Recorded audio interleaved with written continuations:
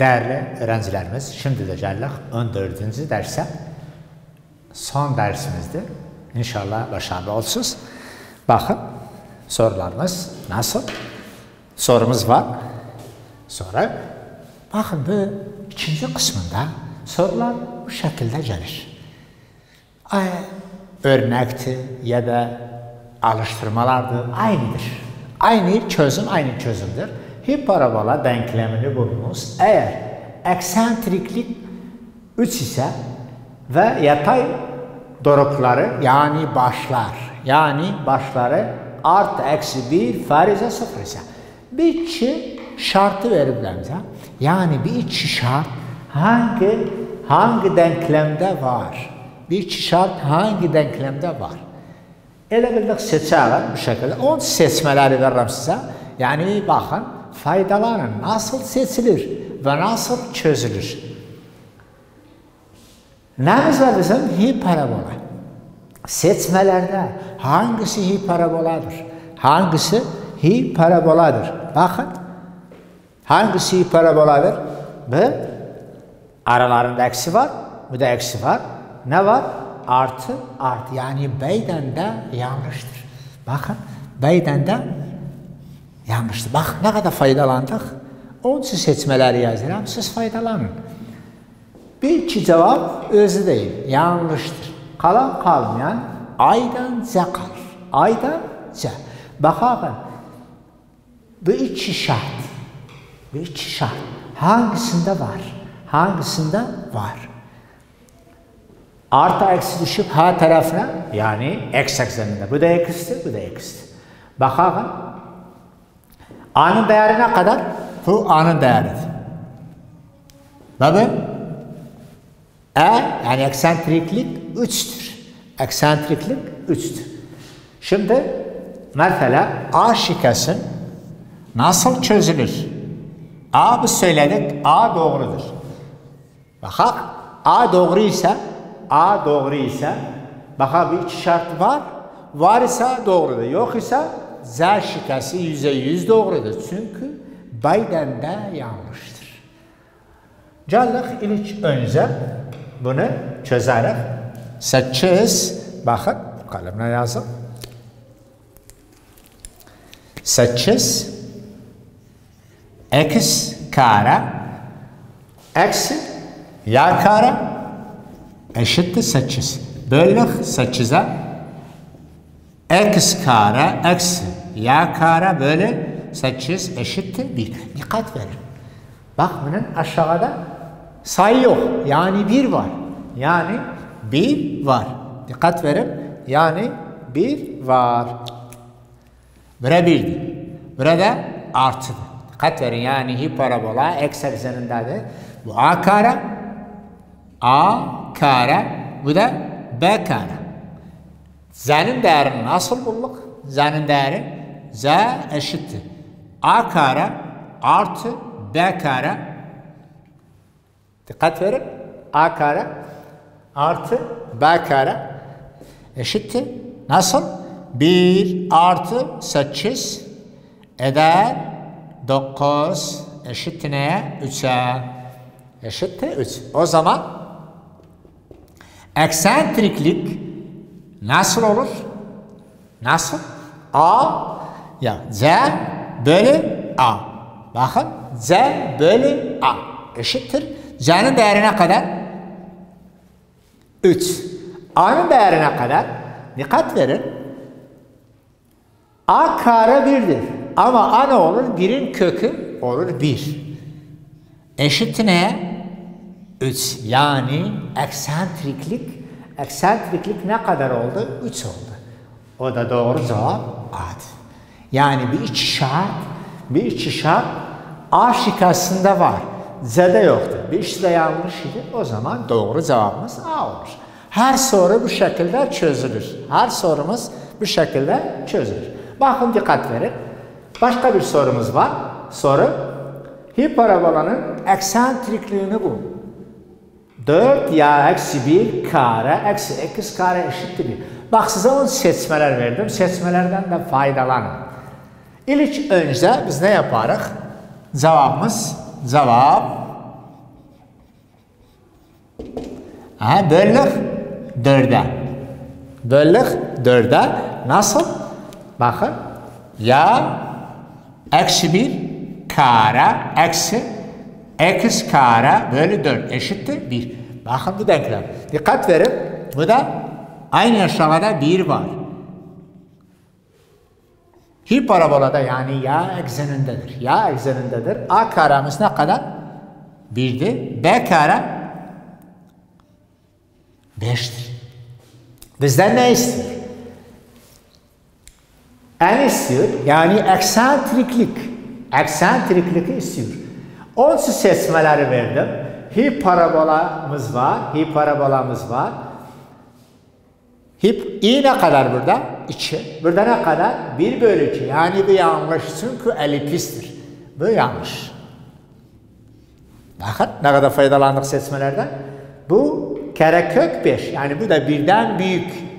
Bu da 1 bölü karekök 5. Bu da yanlış. Yani bu da birden küçük. Bu da yanlış. Bakın bu elips, bu da elips. İki cevabımız yanlış.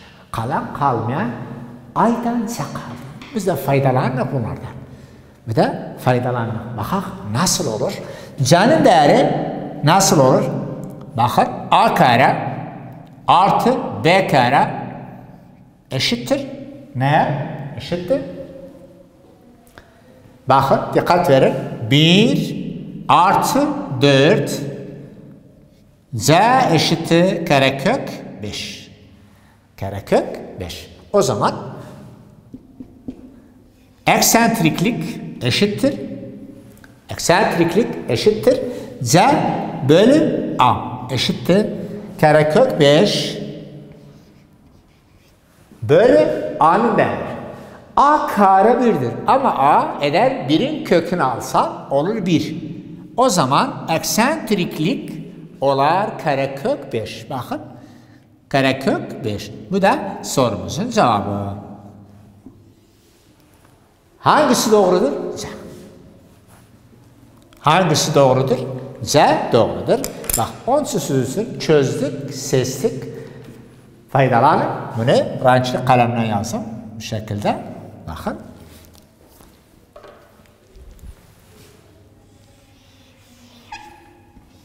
Bu da bu şekilde. Yani hem seçtik hem de çözdük. Çözmek bu şekilde olur. Seçmek de bu şekilde olur. Her ikisinden faydalanın. Bu da her soru, buna benzeyen sorular bu şekilde çözülür. Dikkat verin. Bakın sorular nasıl? Soru çözülür. Nasıl? Üzerinde de sorular gelir bu şekilde.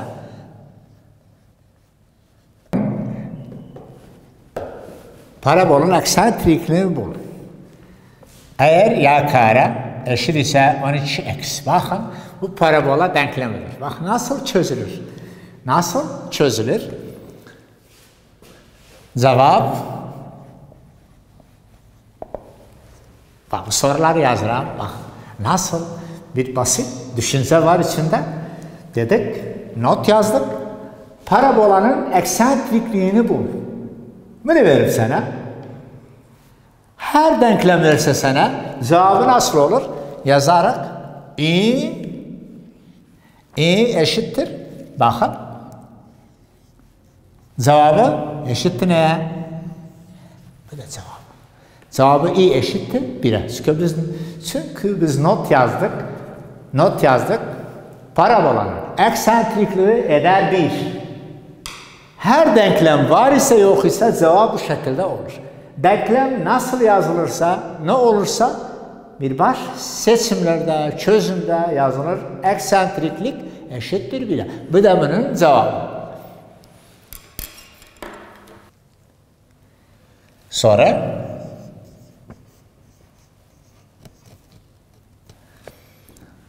hiperbolanın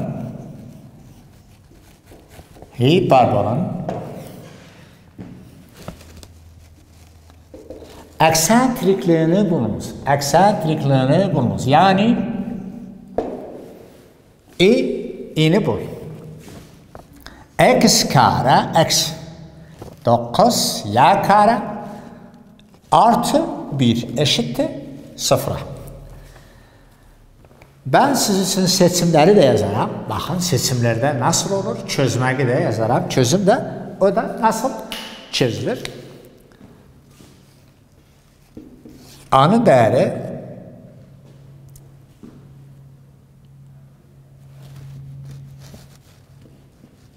B, Z'nin değeri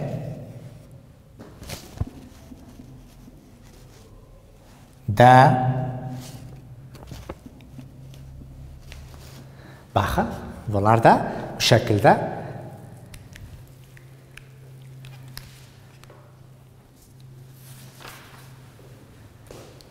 denklemimiz var. Hiperbola denklemidir. Ne istiyor bizden? Eksentriklik istiyor. Seçimimiz de var. Çözümde çözerek bakın nasıl olur? Cevabı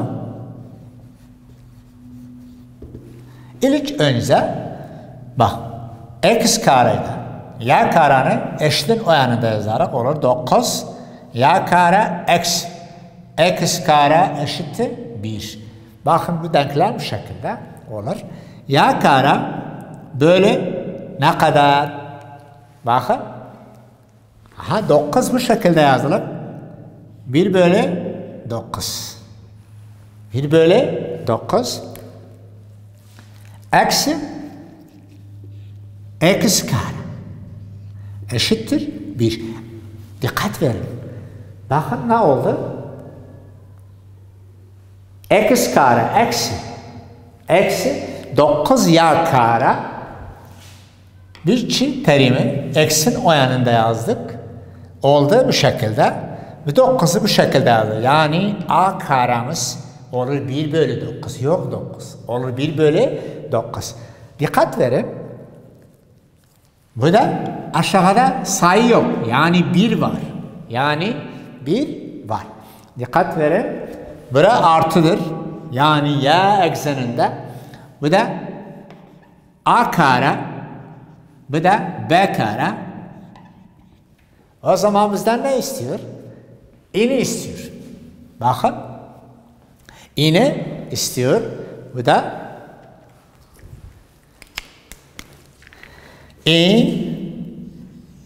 eşittir. İstek bizden eksentriklik. Eşittir. Nasıl? Bakın. Z bölü A. Z bölü A. O zaman eşittir. Nasıl olur? Z bölü A. Z'nin değeri nasıl bulunur? Bakın. Nasıl bulunur? Eksentriklik bizden istiyor. Z bölü A.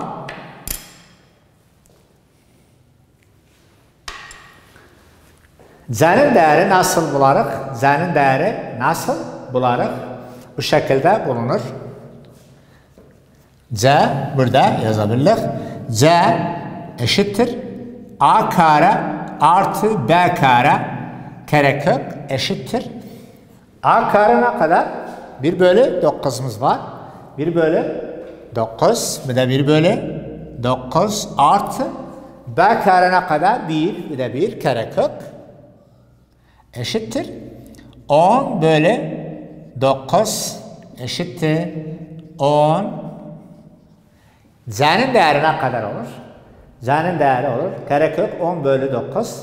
9'un kökü 3'tür. Karekök 10'da bu şekilde kalır. O zaman burada ne yazarımız? Karekök 10 bölü 3. Ama A'nın değeri, A karemiz 1 bölü 9'da. A'nın değeri ne olur? Olur 1 bölü 3. 1 bölü 3 eşittir. 10 bölü 3 çarpı 3 bölü 1 eşittir. Bu da sadeleşir. Bakın. Sadeleşir. Ne kalır? Eşittir. Karekök 10. Burada yazın. Bu da cevabımız. Bakın. N'in değeri ne kadar oldu? Karekök 10. Hani doğru cevap? Bu da doğru cevabımız. Bu da doğru cevabımız. Bu da doğru cevabımız. Dikkat verin. Bakın sorumuz buradan başlar. X kare eksi 9 y kare artı 1. Bunu bu şekilde yazdık. Sonra bu 9'u oldu bu şekilde. Hatta a kare ya da a'nın değerini bulalım. Bunun aşağıda dedik sayı yok. Yani 1 var. Bu da 1. Onun b kare. Bizden ne istiyor? Bunu istiyor. Bakın. Z bölü a. Z'nin değerini bulduk. Bu da yazdık burada. Karekök 10 bölü 3 yazdık. A'nın da değeri budur. Buradan bulduk. Onu 1 bölü 3 karekökün aldık. 3 üstten sadeleşir. Ne kaldı? Karekök 10 kaldı. Bu da karekök 10. Seçimler nasıl olur? Bu da seçimimiz. Yani doğru cevabımız der.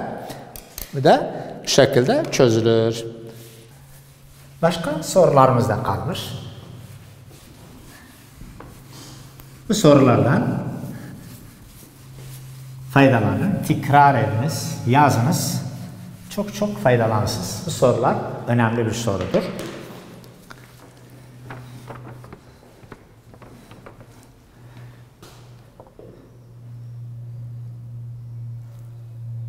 Bakın sorumuz var. Bir de önemli bir sorudur. Hangi denklem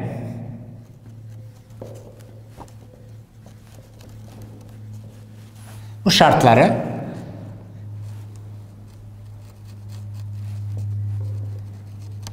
ifade eder?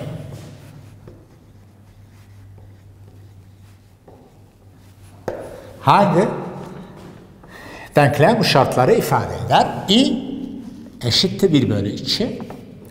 Başka şeyimiz de var. Odaklar. Odaklar.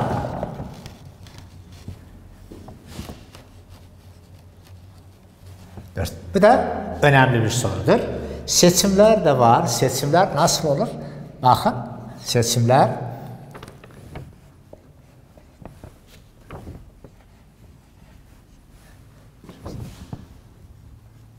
x kare 1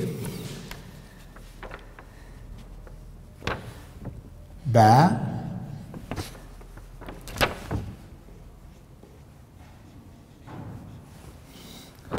y kare 64 eşittir 1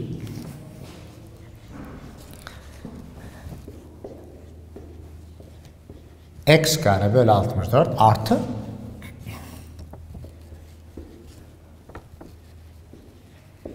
eşittir 1 d'nin x kare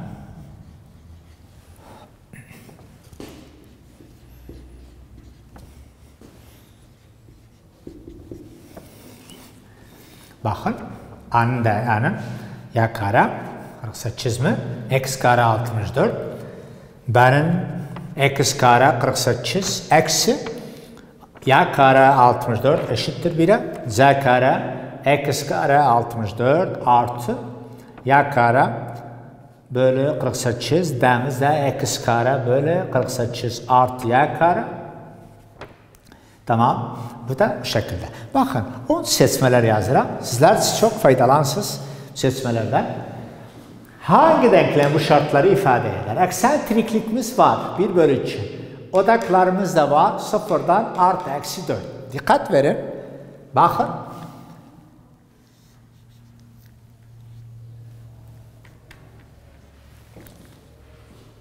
Yani z'miz var. Z ne kadar? Z yani 4. Z'miz var. Z yani 4. Eksentriklik eşittir 1 bölü 2. Dikkat verin burada. 1 bölü 2 yani 1'den küçük.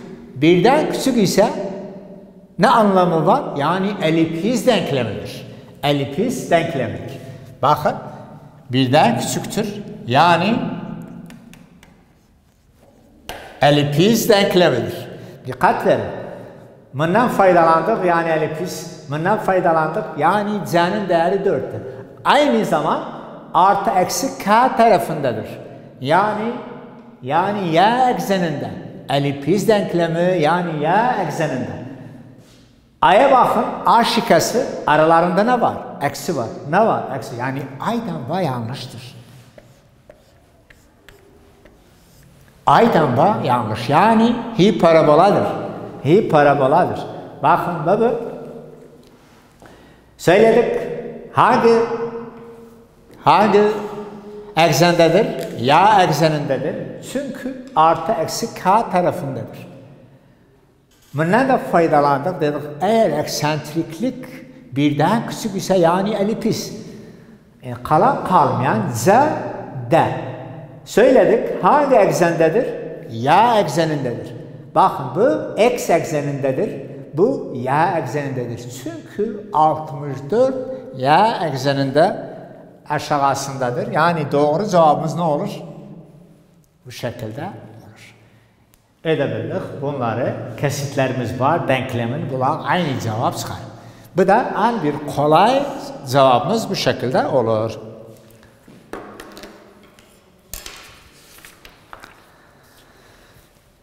Başka bir sorumuz da var. O da önemli bir sorudur.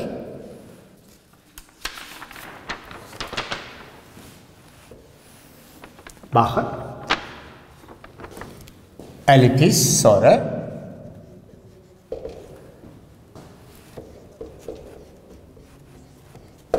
Elips denklemini bulunuz.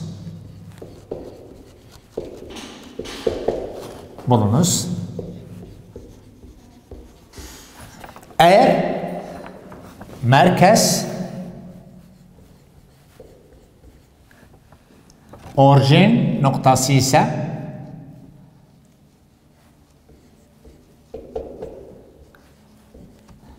orijin noktası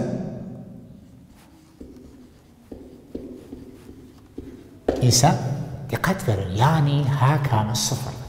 Yani hk nasıl olur? Yani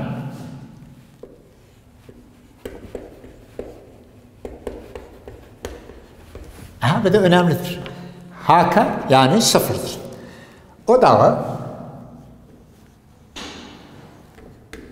O dağı bakın direktörümüz de var.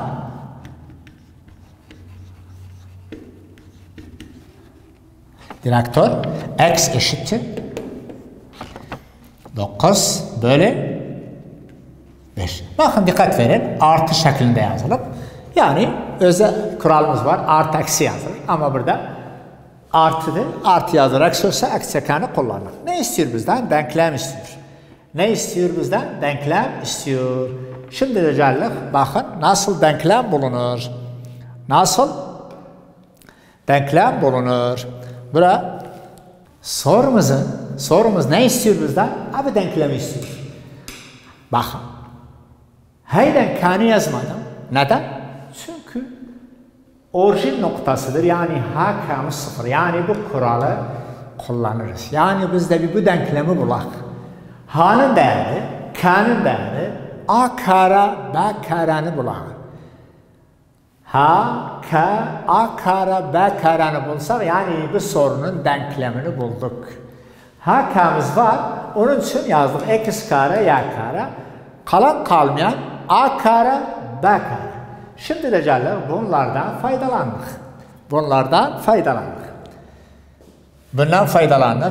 faydalandık. Z'nin değerine kadar? Z'nin 5. Eğer istesek Z kara nasıl olur? 5 olur. Şimdi de direktörümüz var. Direktör eşittir 9 bölü karekök 5. O zaman bizim kuralımız var.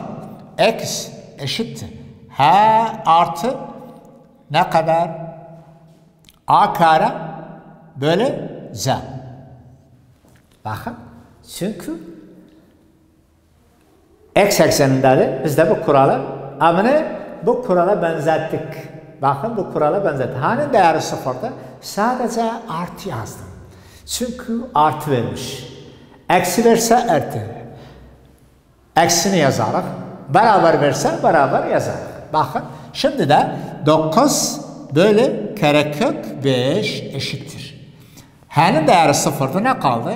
A kare bölü z. Z'nin ne kadar? Bu da 5. Bakın. Z'nin değeri karekök 5. Z kare eder 5. Yani burada karekök 5'imiz var.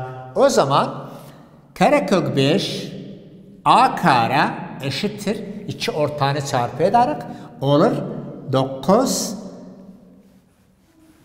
karekök 5. Dikkat verin. Bu bununla sadeleşir. Bu da bununla sadeleşir. Bu da bu şekilde sadeleşir. O zaman A karenin değeri ne kadar olur? A kare eder ne kadar? 9. A karenin değeri ne kadar olur? Olur 9. A kare eder 9. Yani kalan kalmayan B karenin değerini bulağın. B karenin değerini bulağın.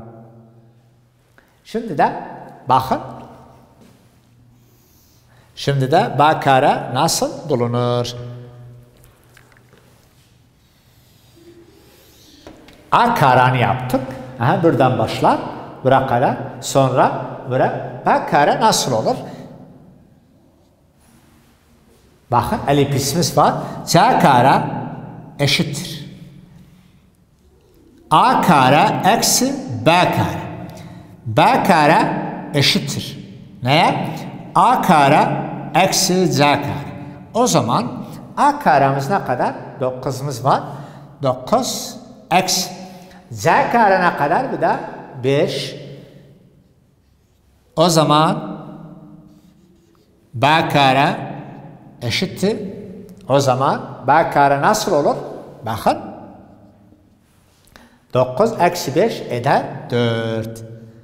Eder 4. Yani her soruda elips ise ya da hiperbola ise denklem istesem biz ne yaparız? H'nin değeri, K'nin değeri, A kare, B kare. Şimdi de H K'miz var idi. A kare'ni taptık. B kare'ni de taptık. Şimdi geldik denklem üzerine. O zaman denklemimiz nasıl olur? X kare bölü. A kare ne kadar? A kare 9. Bir de 9 artı Y kare bölü. B kare ne kadar oldu? 4 eşittir 1. Bu da sorumuzun sonucu bu kadar oldu. Bakın dikkat verin. Bu da sorumuzun sonucu. Seçmeler verse daha kolay olur. Bazı seçmelerde mesela bakarız ya elipisti ya hiperboladı ya x eksenindedir ya y eksenindedir. Bu da faydalanır. Bazı seçmeler yanlış olur. Bizim için daha kolay olur. Seçeriz. Şimdi de tekrar ediyorum. Tekrar ediyorum. Bakın. Bu sorular